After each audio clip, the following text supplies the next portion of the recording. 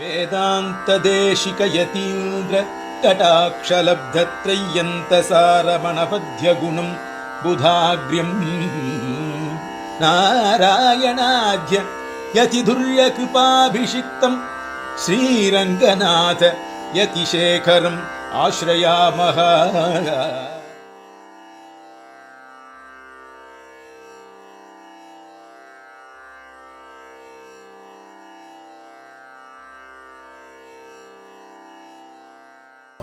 मप्याद्यं गुरुं वन्दे कमलाग्रमे प्रवक्ता चिन्तसां वक्ता पञ्चरात्रस्य स्निगं सवधर्मचरीं सौरेय सम्बन्ध जगद्विदामणग्रहीं वन्दे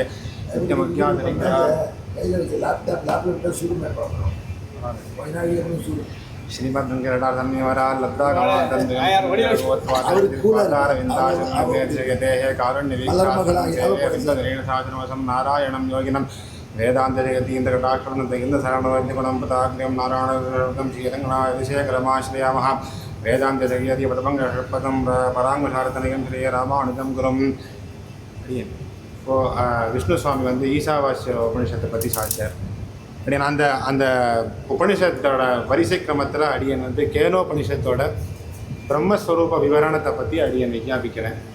அந்த பிரம்மஸ்வரூப விவரணம் முதல் 2 கண்டங்களில் சொல்லப்பட்டிருக்கு. கேனோபனிஷத்தில் மொத்தம் 4 கண்டங்கள் இருக்குது. முதல் 2 கண்டங்களில் பிரம்மத்தோட ஸ்வரூப விவரணம் பற்றியும், கடைசி 2 மந்திரத்தில் பிரம்ம உபாசனை எப்படி பண்ணணுங்கிறத பற்றி சொல்லிவிட்டோம்.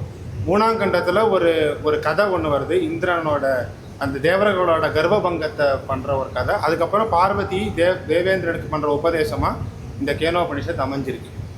இந்த கேனோபனிஷத் வந்து சாமவேதத்தில் தலவகார சமய பிராமணத்தில் இருக்கிறதுனால தலவகாரோபனிஷத் அப்படின்னு இதுக்கு ஒரு பேர் உண்டு கேனோபனிஷத்துக்கு. இப்போ முதல் கண்டத்துலேருந்து நம்ம மந்திரங்களை பார்க்கலாம். இது வந்து ஒரு ஆச்சார சிஷ்ய சம்வாதனத்தில் தான் இருக்குது. சிஷ்யன் வந்து ஆச்சாரியனை வந்து பிரம்மஸ்வரூபத்தை பற்றி தெரிஞ்சுக்கிறதுக்காக கேள்விகள் கேட்க ஆச்சாரியன் அதுக்கு பதில் சொல்லிட்டு வரார். அந்த பிரகரணத்தில் இந்த உபனிஷத் அமைஞ்சிருக்கு. முதல் மந்திரம் கேனேஷிதம் பததி பிரேஷிதம் மனஹ கேன பிராண பிரதம பிரைத்தியுக்தா கேனேஷிதாம் வாச்சமிமாம் வதந்தி சக்ஷுஸ்ரோத்ரம் கௌதேவோ ஜனக்தி. சிஷ்யன் வந்து பிரம்மத்தை பற்றி அறிந்து கொள்றதுக்கு ஆசைப்படும் போது அவனுக்கு தோன்றுகிறது, இந்த மாதிரி இந்த இந்திரியங்கள் வந்து நம்மளோட கண்ட்ரோலில் இல்லை, நம்மளோட வசத்துக்கு இல்லையே, இந்த இந்திரியங்களை பிரேரணப்படுத்துறது யார்? இந்த இந்திரியங்களுக்கு நான் சொல்கிறபடி இந்த இந்திரியம் கேட்க மாட்டேங்கிறது.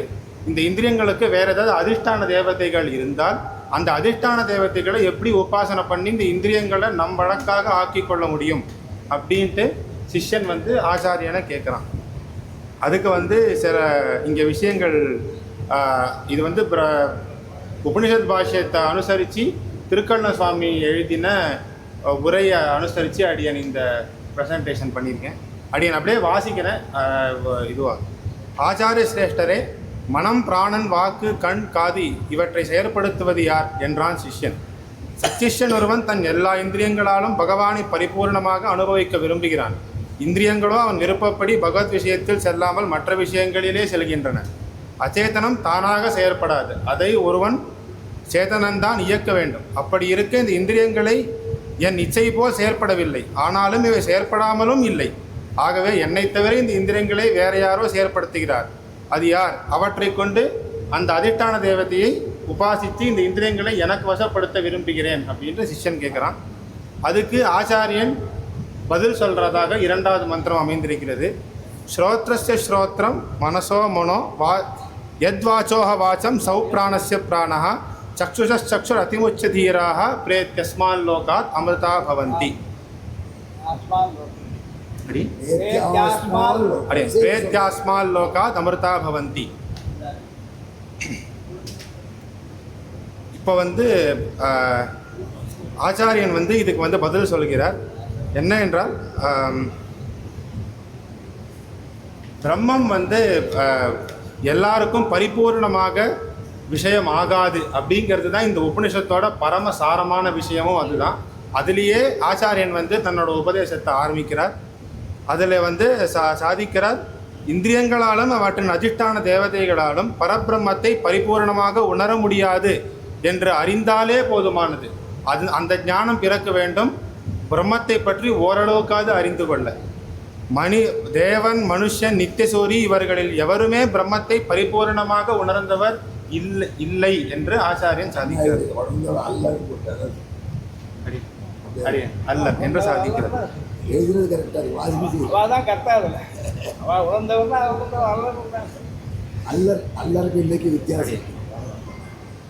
இந்த மந்திரத்துக்கு இந்த இந்திரியங்களை வச்சு ஒரு அதுலேருந்து இந்த மந்திரம் இது பண்ணுறா.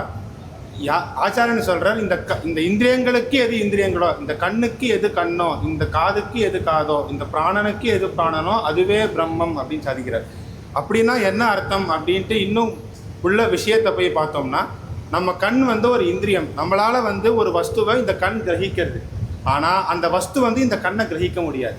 அந்த வஸ்துக்கு அந்த சாமர்த்தியம் இல்லை. அதே மாதிரி பிரம்மத்தை இந்திரிய ஸ்தானத்திலையும் வஸ்துவை நம்ம ஸ்தானத்திலையும் வச்சா பிரம்மத்தை நம்மளால் பரிபூர்ணமாக கிரகிக்க முடியாது அப்படிங்கிறத தெரிஞ்சுக்கணும். அப்படிங்கிறது தான் ஆச்சாரியன் சொல்கிற வழக்கு. காதுக்கும் காது என்பதற்கு இந்திரியங்கள் அவனை உணர முடியாது என்று தெரிவிப்பதிலேயே நோக்கு என்று கொள்ள வேண்டும். இந்திரியங்கள் விஷயங்களை உணர்த்துமே தவிர விஷயங்கள் இந்திரியங்களை கிரகிக்க மாட்டா. கண் ரூபத்தை உணர்த்துமே தவிர ரூபம் கண்ணை உணர்த்துமா? இதேபோல் நம் இந்திரியங்களை விஷயஸ்தானத்தில் அமைத்தால் இந்திரியஸ்தானத்தில் உள்ள பகவானை அவை உணர்த்த முடியுமா? பகவான் கண்ணுக்கும் கண் என்றால் இந்த கண் ரூபத்தின் இருப்பிடத்தில் உள்ளது என்று ஆயிற்று. இதனால் இந்திரியங்கள் பகவானை பரிபூர்ணமாக உணர்த்தா என்று தேறிற்று. அதுவே ஆச்சாரியனோட உபதேசமாக இருக்குது. இதில் ஒரே ஒரு சித்தாந்த விஷயம், நம்ம சித்தாந்த விஷயம் இங்கே சொல்லியிருக்கு. சக்ஷுர அதிமுச்சதீராக பிரேத்யஸ்மால் லோகாத் பிரேத்யாஸ்மால் லோகாத் அமிர்தா பிரேத்யாஸ்மால் லோகாத் அமிர்தா பவந்தி. இந்த மாதிரி இருக்கிறதால பிரயத்தை நிறுத்திடணும். சக்ஷுர அதிமுச்சதீரா பிரயத்தை நிறுத்திடணும். பிரயத்தை விட்டு அஸ்மத் சேர்த்து ஒரே இதில் சொன்னால் அது ஒரு அம்சம். பிரயத்தை அப்புறம் அஸ்மான் மூச்சு விட்ட. இந்த விஷயங்களை தெரிந்து கொண்டு பிரம்மத்தை உபாசித்தால் இந்த உலகத்தை விட்டு புறப்பட்டு நம்ம மோட்சத்தை அடைகிறோம் அப்படிங்கிறது இந்த மந்திரத்தை தெளிவாக ஸ்பஷ்டமாகவே व्यक्तமாகவே சொல்லியிருக்கிறதுனால இங்கேயே மோட்சம் அப்படிங்கிற சித்தாந்தம் இங்கே முறியடிக்கப்படுகிறது. நம்மளோட சித்தாந்தம் தான் இங்கே ஸ்தாபிக்கப்படுகிறது. व्यक्तமாகவே சொல்லியிருக்கு இந்த மந்திரத்தில். மூணாவது மந்திரம், ந தத்ர சக்ஷுர் கச்சதி ந வாக் கச்சதி நோ மனஹ ந வித்மோ ந விஜானீமஹ யதேதத் அனுசிஷ்யாத். இங்கே பிரம்மஸ்வரூபத்தை எப்படி விவரிக்க வேண்டும், எப்படி ஒருவனுக்கு உபதேசிக்க வேண்டும் என்கிற பிரகாரத்தில் இந்த மந்திரம் அமைந்திருக்கிறது. இதில் அடியன் உத்தரார்த்தத்துலேருந்து இந்த இதை ஆரம்பிக்கிறேன். நவித்மோ நவிதா அடியன் வளர்த்தா அடியன் நவித்மோ ந விஜானீமஹா. அதாவது அந்தரிந்திரியத்தாலும், இந்த மனசுங்கிற அந்தரிந்திரியத்தாலும், ந விஜானீமஹா பகிரிந்திரியத்தாலும், கண் காது முதலிய பகிரிந்திரியத்தாலும் அந்த பிரம்மத்தை நாம் அறியோம். முழுமையாக அறிய முடியாது. அந்தரிந்திரியமோ பகிரிந்திரியமோ எதுவுமே பரிபூர்ணமாக அவனை உணர்த்த முடியாது என்றே சிஷ்யனுக்கு பிரம்மஸ்வரூபத்தை உபதேசிக்க வேண்டும்.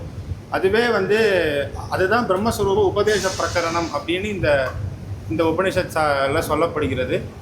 அப்படி இப்போ ஒரு ஆட்சேபம் வருது, இந்த மாதிரி சுவாமி தேவர் பிரம்மத்தை பூர்ணமாக அறிய முடியாது, இந்த இந்திரியங்கள்லாம் நம்மளுக்கு சரியாக உணர்த்தாது அப்படின்னு சொல்கிறபடி, அப்போ பிரம்மத்தை அறிஞ்சிக்கவே முடியாதா நம்மளால்?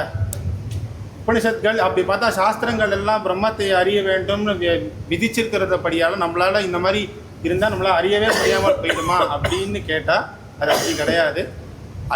அறிய முழுமையாக அறிய முடியாது என்று அறிந்து கொள்.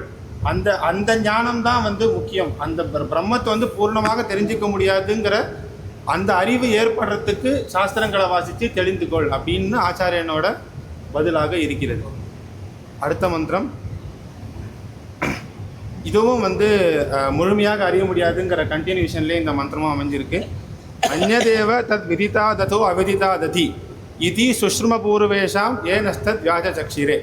இதில் ஆச்சாரியன் இன்னும் பிரம்மஸ்வரூபத்தை விளக்கி சொல்லின்னு இருக்க. அதாவது பிரம்மம் நம்மளுக்கு ஒரு விஷயம் தெரியும் அப்படின்னு நம்மளுக்கு ஒரு விஷயம், எனக்கு இந்த விஷயத்தில் ஞானம் இருக்குது அப்படின்னு ஒருத்தன் அறிவானாகில் அந்த விஷயத்தை விட அந்த ஞானத்தை விட இன்னும் பல மடங்கு பெரிது பிரம்மம் அப்படின்ட்டு சொல்கிறார். அதே மாதிரி இந்த விஷயத்தை பற்றி எனக்கு தெரியாது அப்படின்னு இப்போ சில விஷயங்கள் நம்மளுக்கு தெரியாமையும் இருக்கலாம். அந்த தெரியாத விஷயத்தை விடையும் விலட்சணமானது பிரம்மம். இன்னும் ஒன்று, யாருமே தெரியாத விஷயம்.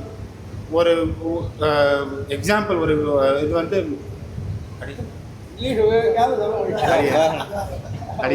ஒரு உதாரணம் வந்து ஒரு உதாரணமாக ஆகாய தாமரை, முயற்கொம்பு, அந்த மாதிரி விஷயங்கள் யாருமே பார்த்தது கிடையாது. அது இருக்கா இல்லையான்னு தெரியாது. அந்த மாதிரி விஷயங்களை காட்டிலும் பிரம்மம் வந்து விலட்சணமானது. ஆக மொத்தத்தில் நம்ம அறிந்தும் அறியாமலும் அறியவே முடியாதவையும் காட்டிலும் பிரம்மம் விலட்சணமானது அப்படிங்கிறத ஆச்சாரியன் இந்த மந்திரத்தால் உபதேசிக்கிறார். பிரியா, இனிமேல் வரப்போகிற ஒரு 4 மந்திரங்கள்னால ஒரு இந்திரியம் ஒரு இந்திரியமை குறிப்பிட்டு அந்த இந்திரியத்தால் அறிய முடியாது அப்படிங்கிறத ஆச்சாரியன் மேலே சொல்லிட்டு வர.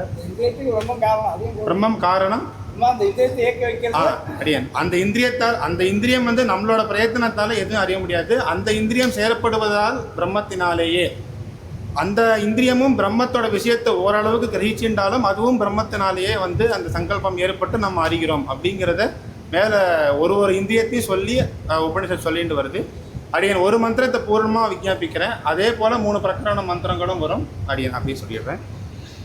யத்வாச்சா அனபியுதிதம் ஏன வாக் அபியுத்யதே ததேவ பிரம்மத்வம் வித்தி நேதம் எதிதம் உபாசத்தே. இது வந்து வாகீந்திரியத்தை, முதல்ல வாக்கீந்திரியத்தை பற்றி உபனிஷத் சொல்ல ஆரம்பிக்கிறது. எது இந்த வாக்கினால் பிரகாசப்படுத்த மாட்டாதோ மற்றும் எது அந்த வாகீந்திரியத்தை பிரகாசப்படுத்துகிறதோ அதுவே பிரம்மம் என்று அறிந்து கொள். வாக் முதலிய இந்திரியங்களுக்கு உபாசிக்க பெறுமவை எல்லாம் பிரம்மம் என்று ஆச்சாரியன் விவரிக்கிறார். அதாவது நம்ம வாக்கால் எது பிரகாசப்படுத்துகிறதோ இந்த வாக்கு, அது வந்து நம்ம நினைக்கிற பிரம்மம் கிடையாது. ஆனால் எது அந்த பிரம்மத்தால் பிரகாசப்படுத்துகிறதோ அதுதான் வந்து நம்ம வந்து வாகேந்திரியம் வந்து நம்ம பிரம்மத்தால் செயற்படுத்தப்பட்டு நாம் எதை அறிகிறோமோ அதுவே பிரம்மம் என்று அறிந்து கொள் அப்படின்னு ஆச்சாரியன் சொல்கிறார். மேலே வந்து உத்தரார்த்தத்தில் ததேவ பிரம்மத்வம் வித்தி நேதம் விதிதம் உபாசத்தே. இந்த உலகத்தில் இருக்கிறவா எல்லாரும் எது வந்து பிரம்மத்தோட பிரம்மத்தை இந்த மாதிரி சொல்லி எது அவள் வந்து சொல்லி புரிய வைக்கிறாளோ அது பிரம்மம் அன்று. இந்த உலக வழக்கில் எது வந்து நம்ம இப்போ பார்த்துட்டு இருக்கோமோ அது பிரம்மம் இல்லை. அதை விட விலட்சணமானது, அதை விட அதிவிலட்சணமானது பிரம்மம். அதை வந்து தெரிஞ்சுக்கிறதுக்கு அது நம்ம இப்போ நான் கண்ணால் நம்ம எது பார்க்குறோமோ அது உண்மையான வந்து இது கிடையாது. பிரம்மத்தோட ஸ்வரூபமோ இல்லை இதுவோ கிடையாது. விலட்சணமானது இந்த உலகத்தார் ஒரு நிமிஷம் சொல்லிக்கிறேன். உலக வழக்கில் எது நம்ம பார்த்துட்டு இருக்கோமோ பிரத்யட்சமாக, தட் இஸ் இங்கிலீஷ் வந்துடுறது என்னோட, எது நம்ம பார்த்துட்டு இருக்கோம் அது வந்து பிரம்ம உபாசனையில் சேராது. தனியாக அதை வந்து நீ பிரயத்தனப்பட்டு பண்ணணும் அப்படிங்கிற மேற்கொண்டு மனஸ் சக்ஷுரேந்திரியம் அதற்கெல்லாம் சொல்லின்னு வந்தார். என் மனசா ந மனுதே ஏனார்ஹ மனோமதம் ஏனாகுர் மனோ மதம் ததேவ பிரம்மத்வம் வித்தி நேதம் உபாசத்தே. அதே போல் சக்ஷுஷா ந பஷ்யதி ஏன சக்ஷும்சி பஷ்யதி ததேவ பிரம்மத்வம் வித்தி நேதம் உபாசத்தே. ஸ்ரோத்ரேண ஸ்ருணோதி ஏன ஸ்ரோத்ரமிதம் ஸ்ருதம் ததேவ பிரம்மத்வம் வித்தி நேதம் உபாசத்தே.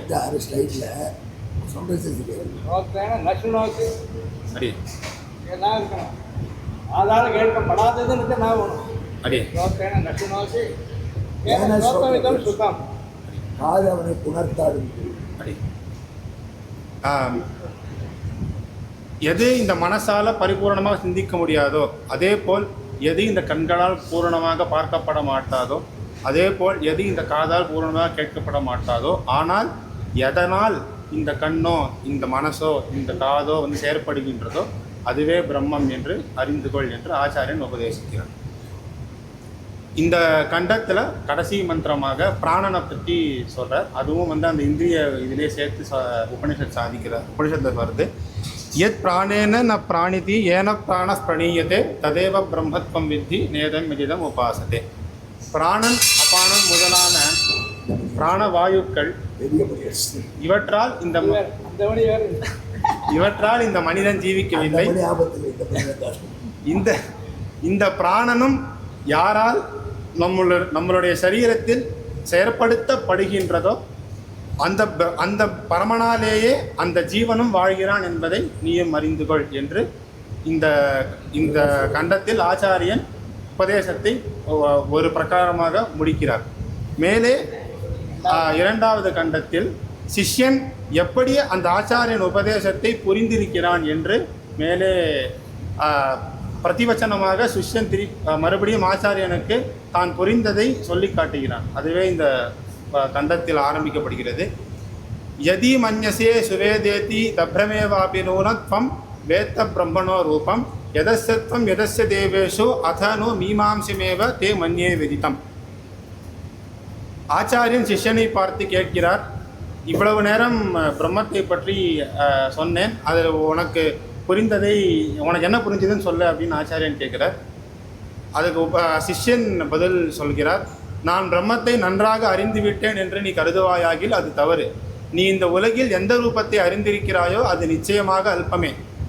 தேவர்களுள் எந்த ரூபத்தை அவர்கள் அறிந்திருக்கிறார்களோ அதுவும் அல்பமே. மனுஷனுக்கு மட்டும் இல்லை, தேவர்களும் நம்மளை விட சுகிருத விசேஷத்தில் அவள் அதிகமாக இருந்தாலும் அவளும் பிரம்மத்தை பற்றி பூரணமாக அறியவில்லை என்பதே ஆச்சாரியனோட கருத்தாக இருக்கிறது.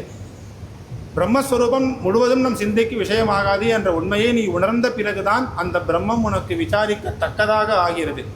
அதாவது பிரம்மத்தை முழுமையாக அறிய முடியாது என்ற ஞானம் வந்த பிறகே பிரம்மத்தை பற்றி சிறிது சிறிதாக புரிதல் உண்டாகும் என்று ஆச்சாரியன் சாதிக்கிறார்.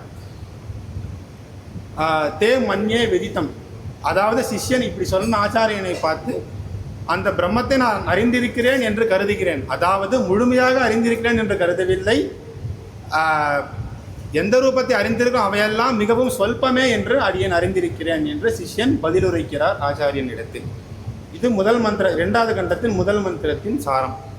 இரண்டாவது மந்திரம், நாஹம் மன்யே சுவேதேதி நோன வேதேதி வேதச்ச யோனஸ்தத்வேத தத்வேத நோன வேதேதி வேதச்ச. சிஷ்யன் மேலும் இந்த மந்திரத்தில் கூறலாகிறான், நான் அந்த பரம்பொருளை நன்றாக அறிந்திருக்கிறேன் என்றும் கருதவில்லை, அறியவே இல்லை என்றும் கருதவில்லை. உம்முடைய சிஷ்யர்களான எங்கள் கோஷ்டியில் இந்த உண்மையை உணர்ந்தவனே அந்த பரம்பொருளை உணர்ந்தவன் ஆகிறான் என்று சிஷ்யன் பதிலுரைக்கிறார் ஆச்சாரியனுக்கு. அதாவது ஆச்சாரியன் சொன்ன பிரகாரத்தில் இந்த பிரம்மத்தை பூரணமாக அறிய முடியாதுன்றதை அடியங்கள் எல்லாரும் அறிந்து கொண்டிருக்கிறோம் என்று சாதிக்கிறார். மூன்றாவது மந்திரம் இரண்டாவது கண்டத்தில் இந்த மந்திரம் இந்த கேனோபனிஷத்துக்கே பரமசாரமாக அமைந்திருக்கிறது. மொத்த அர்த்த கர்ப்பமாக நம்மளுக்கு எல்லா காலக்ஷேபத்துக்கும் யஸ்யாமதம் தஸ்ய மதம் மதம் யஸ்ய ந வேதசஹ அவிக்யாதம் விஜானதாம் விக்யாதம் அவிஜானதாம். இந்த மந்திரத்தின் பொருளை பார்க்கலாம். பிரம்மத்தை பரிபூர்ணமாக சிந்தித்து விடலாம் என்று கருதுபவர் அதை சிந்திக்கவே இல்லை. அதாவது யஸ்யா மதம் தஸ்ய மதம் மதம் யஸ்ய ந வேதசஹ, பிரம்மம் அளவுபட்டது என்று அறிந்தவன் பிரம்மத்தை அறியவே இல்லை என்பது இதனுடைய பொருள். பரிபூர்ணமாக அறிய முடியாது என்ற அறிவு பெற்றவரே தெளிவான அறிவு பெற்றவர். யஸ்யா மதம் தஸ்ய மதம், அவரே அறிவு பெற்றவர் அப்படின்னு சாதிக்கிறார். இங்கு பிரம்மத்தை பரிபூர்ணமாக அறிய முடியாது என்பதே பொருள், அறியவே முடியாது என்பது அல்ல. வேதங்களும் இதிகாச புராணங்களும் பிரம்மத்தை அனுபவிக்க பிரயத்தனப்பட்டு முடிவில் தோல்வியையே தழுவின. இது எல்லாருக்கும் தெரிஞ்ச விஷயம்தான். அது நான்மறைகள் தேடி என்னும் காண மாட்டா செல்வன் மாதிரி நிறைய சீசுக்திகள்ல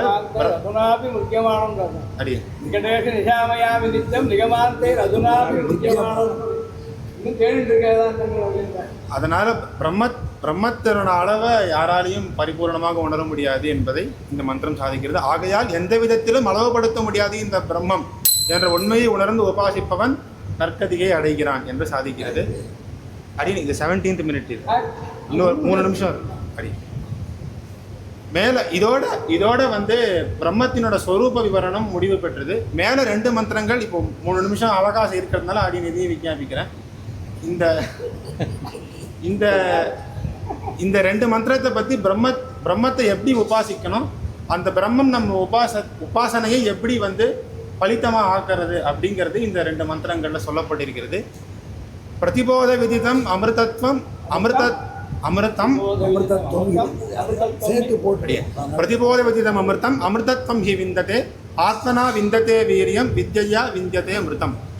அதாவது பெருமாள் பிரம்மத்தை உபாசிக்கிறது அதனுடைய கல்யாண குணங்களை மனதில் வாங்கி அதை உபாசிப்பவன் அதுவா பிரதிபோத விதித்தம் வேதங்களிலும் இதிகாச புராணங்களிலும் கூறப்பெற்றுள்ள பிரம்மத்தினுடைய குணங்களை மனதில் வைத்துக்கொண்டு உபாசிப்பவன் அந்த அப்படி உபாசிப்பவன் அமிர்தத்வம் ஹி விந்ததே மோட்சத்தை அடைகிறான். அதாவது அந்த உபாசனையும் பிரம்மத்தினுடைய சங்கல்பத்தாலே நம்மளுக்கு ஏற்பட்டு அந்த உபாசனையை செய்து மோட்சத்தை அடைகிறான். ஆத்மனா விந்ததே வீரியம் வித்யா விந்ததே மிருதம். இப்படி குணங்களுடன் உபாசிக்க வேண்டிய வித்தைக்கான சக்தி பகவானுடைய அருளால் தான் கிடைக்கும். அவன் அருளால் உண்டான சக்தியை கொண்டு சம்பாதித்த பிரம்ம வித்யால் அவனையே பெறுகிறான். அதாவது அவனை பெறுவது அவனையே அடைவிப்பிக்கிறான் என்பது இதனுடைய பொருளாக இருக்கு. கடைசி மந்திரம் 2ஆம் கண்டத்தில் இஹச்சேத் அவேதேதி சத்யம் வேதீத் அத சத்யமஸ்தி நச்சேத் இஹ அவேதீன் மகதி வினஷ்டிஹி பூதேஷு பூதேஷு விசித்திய தீராக பிரேத்யாஸ்மால்லோகாத் அமிர்தா பவந்தி. இது விதி வாக்கியமாக அமைந்திருக்கிறது. உபனிஷத் நம்மளுக்கு இட்டிருக்கிற விதி வாக்கியமாக அமைந்திருக்கிறது.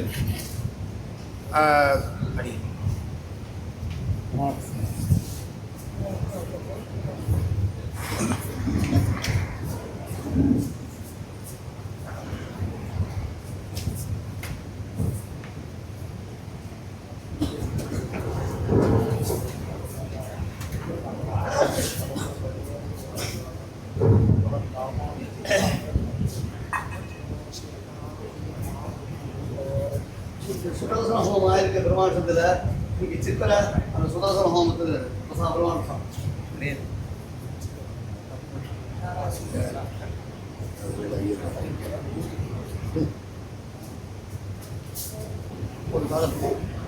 இந்த மந்திரம் உபனிஷத் நம்மளுக்கு விதி வாக்கியமாக நம்மளுக்கு கட்டளையிடுவதாக இந்த மந்திரம் அமைந்திருக்கிறது. அதாவது பிரம்ம ஞானத்தை சம்பாதிப்பதில் விளம்பம் கூடாது, துறை வேண்டும். எவ்வளவோ புண்ணியங்களை பண்ணி புண்ணியங்களை விலையாக கொடுத்து இந்த மனித சரீரம் நம்மளுக்கு கிடைச்சிருக்கு. இந்த மனுஷ சரீரத்தில் இந்த பிரம்மத்தை பற்றி அறியாமல் போனால் அதை விட ஒரு மூடமான ஒரு செயல் இருக்க முடியாது. அதனால் ஸ்வரூபம் சுபாவம் இவை யாவற்றிலும் எவ்வித விகாரமற்றவான பரமாத்மாவை அறிந்தவனே வாழ்கிறான்.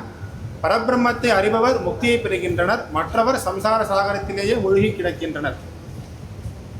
எண்ணிலடங்கா புண்ணியங்களை செய்து இந்த மானுஷ சரீரத்தை பெற்றிருக்கிறோம். இதை நாம் வீணடிக்கக்கூடாது. எல்லா ஜந்துக்களிலும் சர்வேஸ்வரன் இருக்கிறான். அவன் எங்கும் இருந்தாலும் அவனை எளிதில் உணரக்கூடிய யோக்கியதை இந்த ஜந்துக்களுக்கு இருப்பதில்லை. அதாவது பிரம்மஸ்வரூபம் நம்மள மாதிரி மானுஷங்களுக்கும் இருக்குது. எவ்வளவோ பசு பக்ஷி அந்த மாதிரி சரீரங்களையும் பெருமாள் ஏற்றிருக்கார். ஆனால் அவைகளால் இந்த பிரம்மத்தை பற்றி உணர்ந்து கொண்டு உபாசனையை செய்து நற்கதியை அடைவதுங்கிறது நடவாத காரியம். இந்த மனுஷ சரீரம் நம்மளுக்கு சுகிருத விசேஷத்தினால கிடச்சிருக்கு. அந்த மனுஷ சரீரத்தினால நம்ம உபயோகப்படுத்தி கொண்டு பிரம்மத்தை அறிந்து கொண்டு, அதாவது பிரம்மத்தை பரிபூர்ணமாக அறிந்து கொள்ள முடியாது என்ற ஞானத்தை சம்பாதித்து அந்த பிரம்மத்தின் குணங்களை உபாசித்து நற்கதியை அடைய வேண்டும். அப்படி உபாசித்தால் நற்கதியை அடையலாம். அர்ச்சிராஜ மார்க்கத்தால் ஸ்ரீவைகுண்டம் சென்று எம்பெருமானை அனுபவித்துக் கொண்டு சந்துஷ்டர்களாக இருக்கின்றனர் என்று இந்த உபதேசம் முடிவடைகிறது 2ஆம் கண்டத்தில். இதற்கு பிறகு 3ஆம் கண்டத்தில் ஒரு விற்த்தாந்தமும் 4வது கண்டத்தில் இந்திரனுக்கு பார்வதி பண்ற உபதேசமாக செய்து இந்த உபநிஷத் முடிவு பெறுகிறது. ஸ்ரீமதே ஸ்ரீ லட்சுமி பாதகா சேவகியடகோ ஸ்ரீ நாராயண தீந்திர மகாதேவிகாய நமஹ. ஸ்ரீமதே சிவஞ்சடகோ ஸ்ரீ ரங்கநாத தீந்திர மகாதேவிகாய நமஹ. ஸ்ரீமதே ராமானுஜாரி மகாதேவிகாய. எல்லாம் சரியா இருக்கு. ஆனால் எங்கேயுமே பிரம்மஸ்வரூபமே சொல்லலையே. பிரம்மத்தை அறிய முடியாது, பூர்ணமாக அறிய முடியாது, அதுதான் சொல்லியிருக்கேன். பிரம்மஸ்வரூபம் என்ன? இப்போ சத்தியம் ஞானம் நந்தம் பிரம்மம் அப்படின்னு சொல்கிறோம். அந்த மாதிரி பிரம்மஸ்வரூபம் அறிய முடியும்னு சொல்ல முடியும். இப்போ இங்கே ஒன்றுமே சொல்லலையே. அது மாதிரி பூர்ணமாக அறிய முடியாது அப்படின்னு தான் சொல்லியிருக்காரு. தவிர்த்து திரும்ப திரும்ப குரு அதை தான் சொல்லியிருக்காரு. சிஷ்யர் கேட்டார், எதனால் இந்த இந்திரியங்கள்லாம் செயல்படுகிறதுன்னு கேட்டார். அதுக்கு அதை அறிய முடியாதுன்னு சொல்லிட்டு போயிட்டு குரு. மற்றபடி என்ன பூரணமாக அறிய முடியாது என்றுதான் அது பொருளாக இருக்கு. அறிய முடியாதுன்னு அறியவே முடியாது என்பது பொருள் இல்லை. பிரம்மம் அதிவிலட்சணம். நம்ம பார்க்கறதில் ரொம்ப அளவுபட்டதாக இருக்கிறது. கேள்விப்படுத்தி பிரம்மஸ்வரூபம் எங்க நம்ம சொல்றீங்க? சொல்லுவோம் அதான் சொல்லுவோம். அதான் சொல்லுவோம்னு சொல்லுவோம். அறிய முடியாது. நாராயண தத்துவம் எந்த சொல்லுவோம் சொல்லுங்க. எத்தகிந்த ஜெகதஸ்வம் திருஷ்யத்தே சுயதேவா அந்த பகித்த சர்வம் வியாபக நாராயண சதா அதான் நாராயணன் எங்க சொல்லுவோம் சொல்லுவோம் நாராயண சொல்லுவோம். அறிய நியாயமா ஒன்று சொல்லணும். முழுதமாக அறிய முடியாமல் இருப்பதே பிரம்மத்திகே முழுசு அறிய முடியாது. தன் தன்மை அறியாது. கதையில இந்த உபநிஷத்துல யக்ஷமா தான் வந்து சொல்றீங்க தவிர ரூபமே காட்டு ரொம்ப சுலபம் சொல்லவே இல்லை. இது யக்ஷமா வந்துட்டோம் அந்த யக்ஷம் கூட தெரியல எந்த ஆனா, அங்க கடைசி மந்திரங்கள் சொல்லச்ச 2வது கண்டத்துல சத்திய சப்தம் ஒரு பிரயோகம், சத்திய சப்தம் பிரயோகம் நிர்விகார ஞானஸ்ய சத்தியம் இல்ல இல்லடியா அவேதி அத சத்தியமஸ்தி சத்தியமஸ்தி சத்தியமஸ்தி சத்திய சப்தத்தினால விகார ரகிதம்னு அர்த்தம். இதனால ஜட வியாவர்த்தன் சங்குச்சித ஞான வியாவர்த்தன் எல்லாத்தையும் அர்த்தம் பண்ணிக்கிறோம்.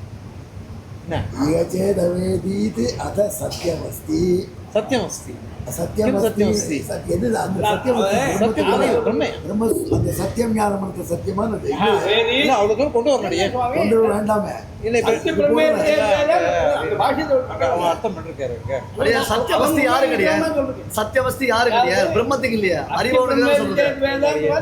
விகாரமற்றவன் அவன் தானே சத்தியவஸ்தி யாரு கிடையாது? எவ்வித விகாரமற்ற சத்தியமஸ்தி சுரூபம் சுபாவம் இவை யாவற்றிலும் எவ்வித விகாரமற்றவன் அப்படின்னு எழுதியிருக்காரு. சரி சுவாமி சொல்லிருக்காரு. அது பரமாத்மா இருந்தவனே எங்கும் பிறவி இருக்கான். அடியன் அப்படிதான் கொண்டு வரணும். எல்லாத்தோட முக்கியமானது இந்த உபநிஷத்தோட நோக்கம் பூர்ணமா அறிய முடியாது. அதெல்லாம் சொல்றோம்.